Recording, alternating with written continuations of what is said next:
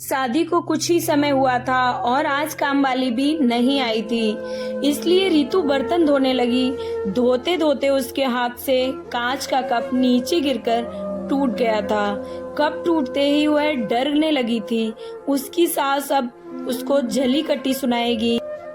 आवाज सुनकर सास दौड़ी आई और बोली, बेटी क्या हुआ? उसने रुआसी होकर बोला, माँ पता नहीं ध्यान रखते हुए भी कैसे मेरे हाथ से कप नीचे गिरकर फूट गया। सास बोली कि बेटी चिंता नहीं कर, एक कप ही तो फूटा है, तुझे चोट तो नहीं आई, और भले ही इसके कितने भी टुकड़े हो गए हों, पर मेरी बेटी के दिल के टुकड़े ना हो। मेरी बहू से महंगा क्या ये कप है? और हाँ, तुझे अभी ये सब करने की क्या जरूरत है? मेहंदी भी नहीं उतरी है तेरे हाथों से। अभी तुम संजय के साथ अपना ज्यादा से ज्यादा वक्त बिताओ और एक दूसरे को समझो, तभी तो तुम दोनों की नींव मजबूत होगी। अनु इधर आना, अभी भाभी का ख्याल रख, अभी इस घर में नई आई है। रितु तुम अपनी माँ ही समझना मुझे भी तुम्हारा दिल जीतना है, सास बनकर नहीं, एक माँ बनकर। शब्द क्या मानो अमृत के घूंट थे ये। देखते ही देखते रितु की आंखें छलछला गईं।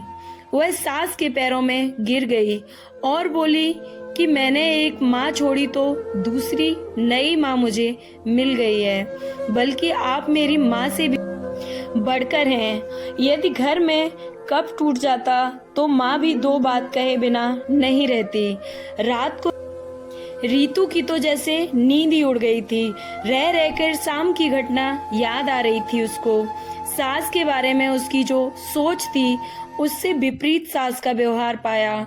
उसका भी कसूर नहीं था ऐसा सोचना, क्योंकि सास उसने लोगों के मुंह से बुरी सास के बारे में ही सुना हुआ था। फिर वो अपने अतीत में खो गई।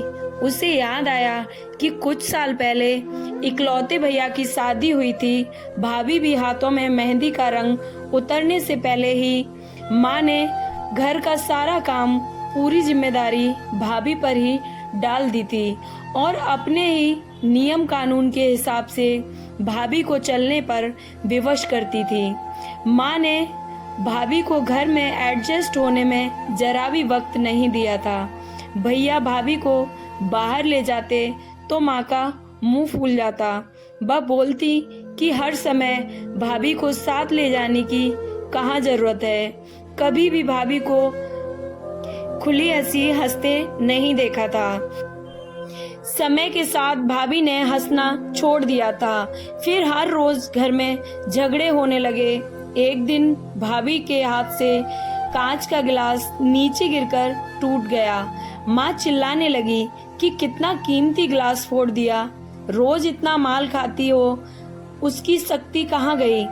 आपने मायके में गिलास फूटा तो मालूम चलता है कोई भी काम ठीक से नहीं होता है, न जाने ध्यान कहाँ रहता है। भाभी भी कड़क कर बोल दी कि हाँ, मैं तो बैठी बैठी खाती हूँ, आप तो खड़ी खड़ी खाती हो। जब से घर आई हूँ तब से रोज दो चार जली कटी सुना दो, और जब तक आपको चैन नहीं पड़ता है। कभी मेरी माँ को तो कभी मेरे बाप को, और हमेशा मेरे मायके वालों को कोसती रहती हो। दोनों तरफ से तीर बरसकर एक दूसरे को छलनी कर रहे थे। घर के अलावा उसने और भी जगह सास बहू के झगड़े सुनते सुनते हुए डर गई थी। बस शादी से कतराने लगी थी, पर माँ बाप के कारण शादी उसको करनी पड़ी थी और एक अनजाने भय को लेकर ससुराल भी आ गई। पर आज की घटना से उसकी सोच ही बदल गई कि सब सास और बहू एक जैसी नहीं होती हैं। नींद न आने की वजह से उसने सोचा चलो थोड़ी देर माँ से बात कर लूं। माँ ने इतनी रात को उसको फोन करते देखा तो बोली, रितु क्या हुआ, सब ठीक तो है ना? कहीं जवाई या सास या ननद से तेरा झगड़ा तो नहीं हुआ? वह बोली, नहीं माँ, ऐसा कुछ नहीं है। मालूम है ना माँ, आज मेरे हाथों से कप नीचे गिरकर टूट गया। सास आई और आगे बोली, उसके पहले ही माँ ने बोला, शुरू कर दिया ना बेटा, फिर से तेरी सास के चिल्लाने पर ताने। अच्छा, तू अच्छा सा जवाब देना। हाँ बेटा, कभी भी डर कर नहीं रहना। तू भी पढ़ी लिखी अच्छी लड़की है, तेरे में कोई कमी थोड़ी है। जो सुनेगी। तभी बात काटते हुए तेज आवाज में रीतू बोली कि माँ, अब बस भी करो, मैं अपनी दूसरी माँ के खिलाफ कुछ भी नहीं सुन सकती। माँ सहम गई और बोली कि तू ये क्या बोल रही है। हाँ माँ, आज मेरे हाथों से जब कप गिरा तो सासू माँ ने सारी बात बताकर अंत में बोली, सब तो आप समझ गई ना सारी बात।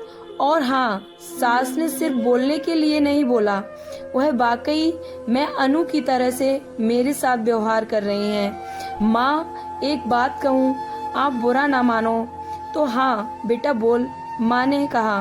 काश आप भी मेरी नई माँ की तरह भाभी के साथ व्यवहार कर पाती तो शायद भैया भाभी अलग घर में नहीं होते।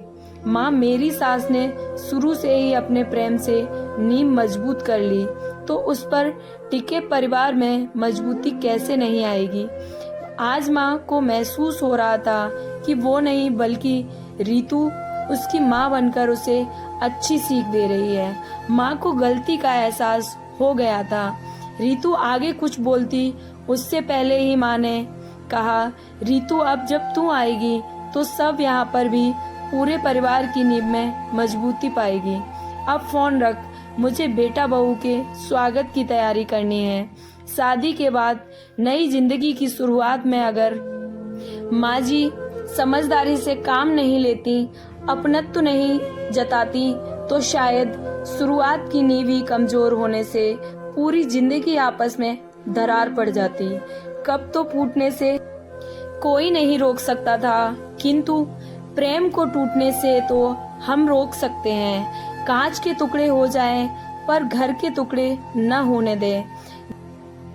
घर में प्रेम का वातावरण बनाए रखें, एक दूसरे के सम्मान को समझें, इज्जत करें। घर स्वर्ग बन जाएगा। घर नर्क से स्वर्ग में बदल सकता है यदि बहू सास को माँ मान ले, बस सास बहू को बेटी मान ले। दृष्टि बदलने से सृष्टि बदल जाएगी। स्टोरी अच्छी लगी हो तो प्लीज लाइक एंड सब्सक्राइब। जय श्री कृष्णा।